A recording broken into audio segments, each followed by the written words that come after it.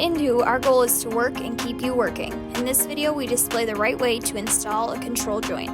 First, we start with your standard concrete slab that has an existing concrete saw cut. Beneath the cut, you will see a forced crack formed designed to allow movement to come through the slab.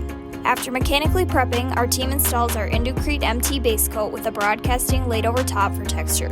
Once proper cure time is observed, the base coat is sawed down to the existing slab and our Indue flexible joint filler is installed. After shaving the joint flush, Indu UTC is installed and rolled over top as a lock coat.